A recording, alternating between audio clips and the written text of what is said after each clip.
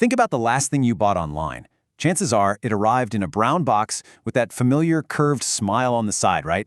Well, hello and welcome. I am absolutely thrilled to have you here for this explainer today. We are going on a really fascinating journey to unpack the sheer scale of Amazon. We're looking at how a company that literally started in a humble garage selling books morphed into a trillion-dollar empire that touches basically every single facet of our modern lives. I mean, from the packages sitting on our doorsteps to the massive digital infrastructure running our favorite apps, Amazon is quite literally everywhere. But how exactly did they pull this off? And what are the real implications of operating at that massive scale? Let's dive in and find out.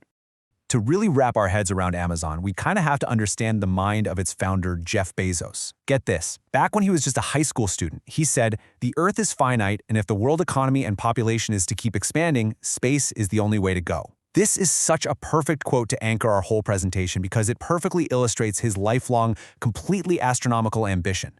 It shows us that his relentless drive to expand and conquer new frontiers was hardwired into him long before Amazon ever existed. Okay, so here's our roadmap for today. We'll kick things off with 1, the everything store. Then, move on to 2, the prime delivery machine. Third, we'll uncover 3, the invisible infrastructure. After that, we'll look at 4, data, devices, and privacy. And we'll wrap up the whole shebang with 5, the empire under scrutiny. But before we get into the history, there is one core concept you absolutely have to know, and that is their North Star principle, customer obsession. This is the absolute driving force behind their revolutionary success. It's an obsessive, laser-focused dedication to lowering prices and speeding up delivery to create what early executives actually called customer ecstasy. Keep this definition in the back of your mind as we go forward.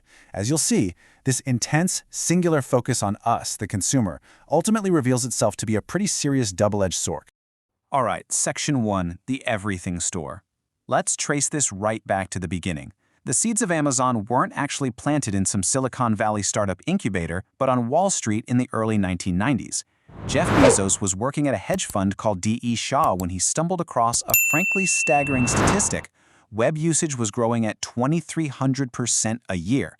Recognizing that crazy potential, he packed up, moved to Seattle, and decided that books were the perfect first product to test out this new digital frontier.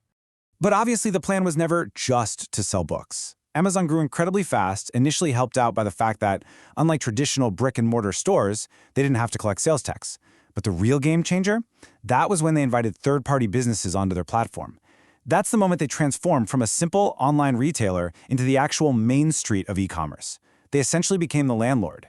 They allowed hundreds of thousands of independent businesses to sell to Amazon's massive customer base while simultaneously competing against those very same sellers on a platform they completely controlled. Now, wielding that kind of immense power naturally created immediate friction. Critics, and especially independent book publishers, fiercely pushed back. They described Amazon's aggressive negotiating tactics as demanding Godfather-style kickbacks.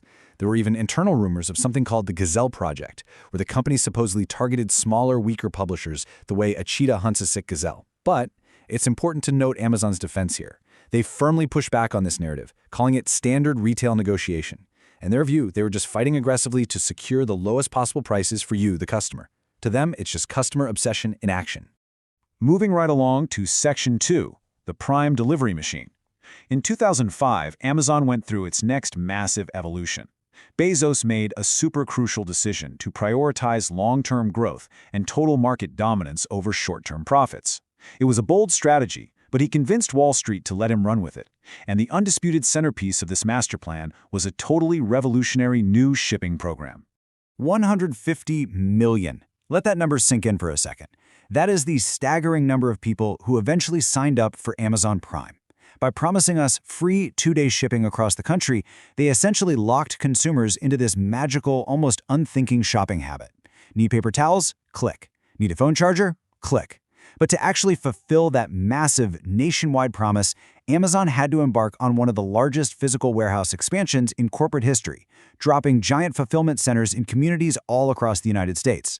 So the big question is how they managed that insane scale inside those massive fulfillment centers. Well, Amazon introduced over 200,000 Kiva robots to work alongside 300,000 human workers. By acquiring Kiva systems, Amazon turned their warehouses into highly scrutinized, data-driven environments. It's this wild intersection where cutting-edge robotic technology and human labor overlap to meet these incredibly demanding daily quotas.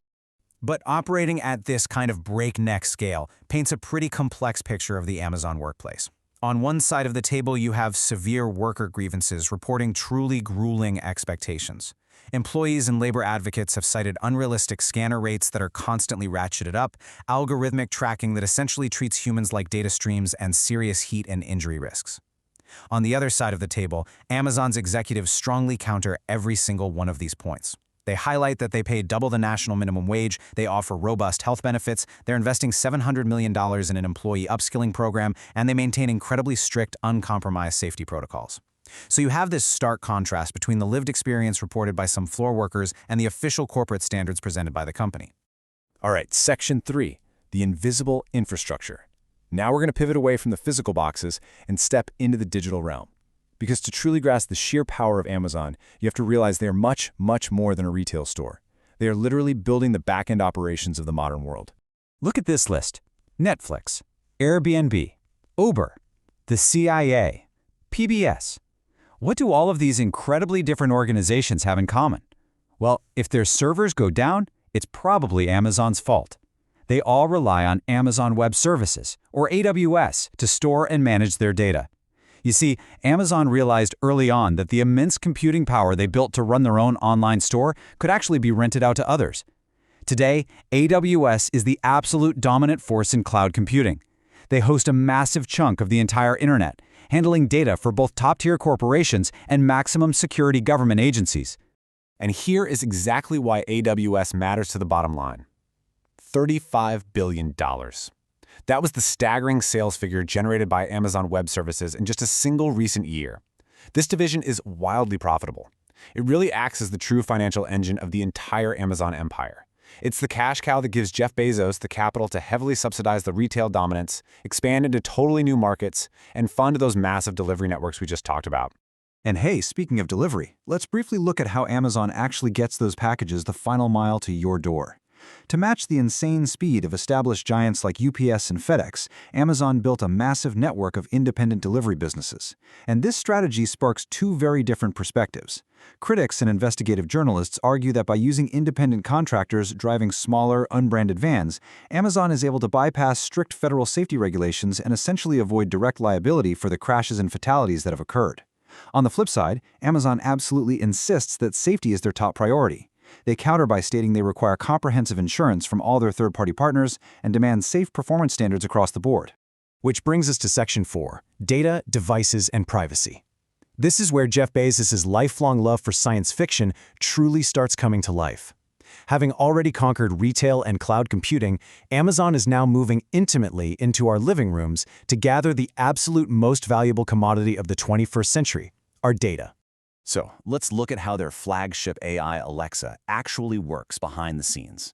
First, a wake word engine just sits idle, listening locally until it hears its name. Once it does, the device wakes up and records your query to the cloud. But the real controversy hit during the next phase. It was revealed that Amazon actually employed thousands of human workers to listen to and annotate some of these recordings to train the AI. As you can imagine, privacy advocates were super alarmed by this.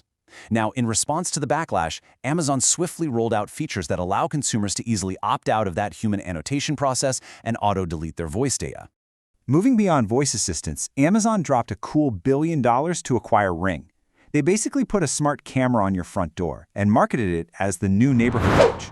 But what's truly fascinating here is their expansion strategy. Amazon partnered directly with hundreds of local police departments, offering them portals to easily request footage from residents. This essentially turned local police officers into marketers for Amazon products. Naturally, this has raised massive concerns among privacy watchdogs regarding unchecked neighborhood surveillance, not to mention some pretty terrifying instances where hackers actually accessed indoor Ring cameras to harass homeowners. But the privacy debate really reaches a boiling point with Amazon's artificial intelligence tool called Rekognition.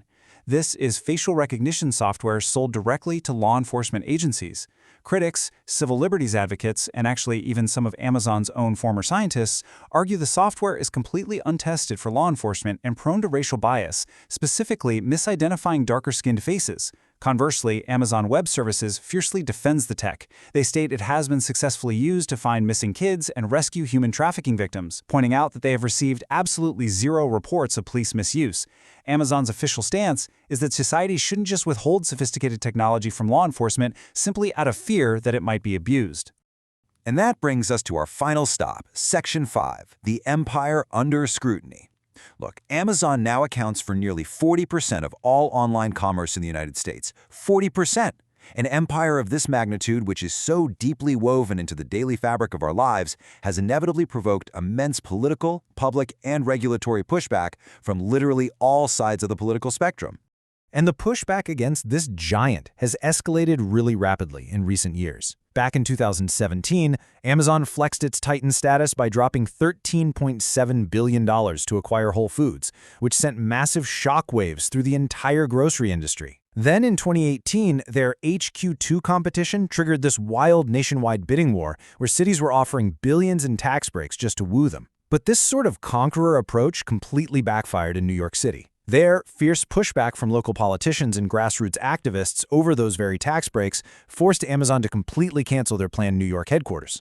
And bringing us right up to the present day, this mounting bipartisan concern over their immense market power has led directly to ongoing congressional antitrust investigations looking into potentially anti-competitive behavior.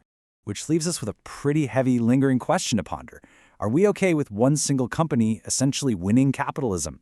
Throughout this explainer today, we've seen how Jeff Bezos' relentless customer obsession built a literal miracle of modern convenience. Everything from 2-day shipping to the backbone of the internet to smart homes. But we've also seen the very real friction that comes along with it. We've seen the impact on small publishers, the grueling pace for warehouse workers, the massive data privacy concerns, and the sheer inescapable dominance of the market. As Amazon continues to literally reach for the moon and beyond, it's really up to us, as consumers and as citizens, to weigh that incredible, undeniable convenience against the true cost of an empire that touches absolutely everything. Thank you so much for joining me on this deep dive today, and keep asking the big questions.